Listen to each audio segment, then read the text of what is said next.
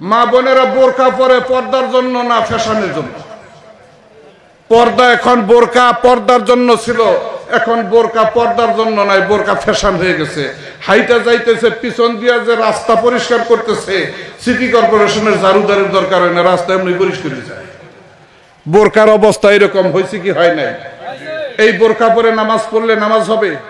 রাস্তার যত ময়লা আবর্জনা এর সাথে আছে, আছে না নাই? এটা পর্দা নয়, এটা ফ্যাশন। মিয়া ভাইয়ের আমার, পর্দার জন্য বোরকা পড়তে হবে। পর্দা আল্লাহর হুকুম ফরজ, আল্লাহর হুকুম ফরজ না করার পর আদায় করার না করার কারণে আমার আপনার পরিবার থেকে রাষ্ট্রীয় এবং আন্তর্জাতিক ক্ষেত্র পর্যন্ত ফিতনা তৈরি হচ্ছে।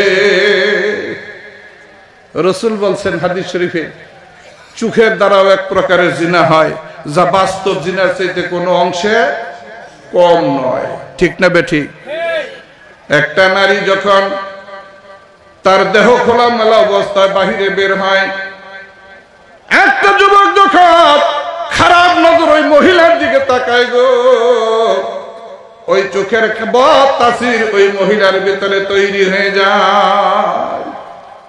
একজন নারী যখন সন্তান গর্ভে ধারণ করে, সন্তান গর্ভে নিয়ে বেপরোয়া অবস্থায় পথে ঘাটে রাস্তায় ঘুরে ফিরে, আর একটা পর পুরুষের বদ নজর যখন ওই নারীর দেহের ভিতরে পড়ে, ওই বদ তাসিরটা তার সন্তানের মধ্যেও তৈরি হয়ে যায়।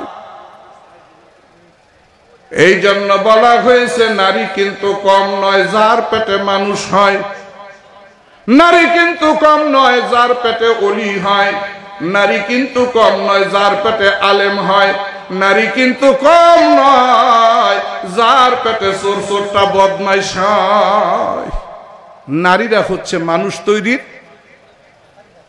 ফ্যাক্টরি, কারিগর হইল পুরুষেরা, ওই ফ্যাক্টরির শ্রমিক হলো পুরুষ।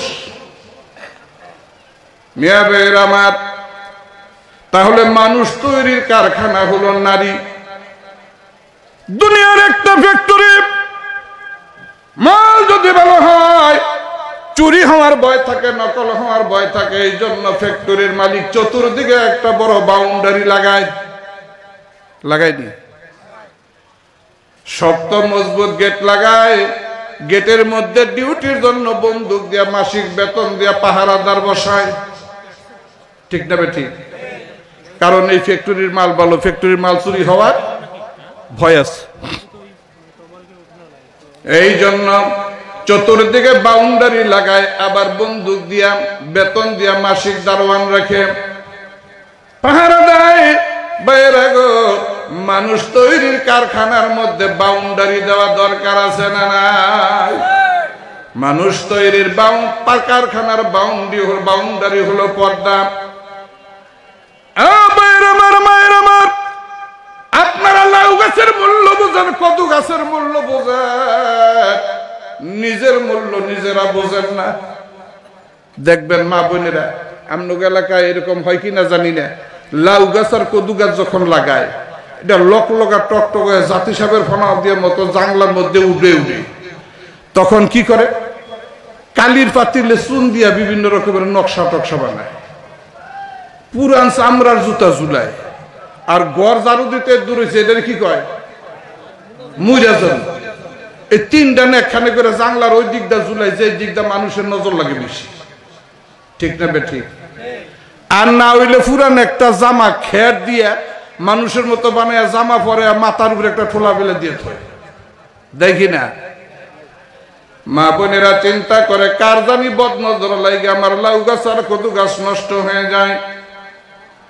মানুষের বদ নজর থেকে লাউ গাছ আর কদু গাছকে হেফাজত করার জন্য এমন ব্যবস্থা নিলাগো মায়ের আর বোনের আমার।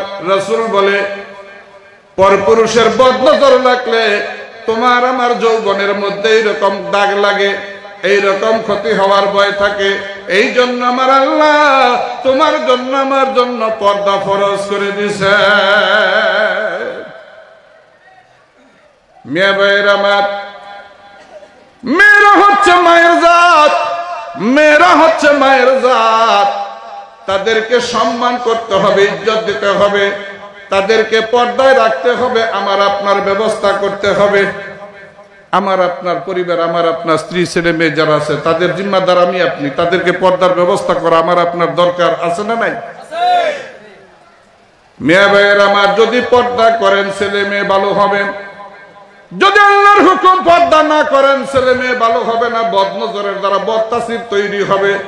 আপনি ছেলেকে নামাজ পড়তে বলবেন, ছেলে যাবে সিনেমা হলে। আপনি ছেলেকে কোরআন পড়তে বলবেন, ছেলে যাবে গিটার নিয়ে সুর সঙ্গীত করতে। কারণ আপনি আল্লাহর হুকুম মানেন নাই, আপনার সন্তান আপনার হুকুম মানতে পারে না। ভাইয়ের আমার, আজকে অধিকাংশ ক্ষেত্রে দেখা যায় সন্তানেরা মা বাবার অবাধ্য, অধিকাংশ ক্ষেত্রে, ঠিক না বে ঠিক?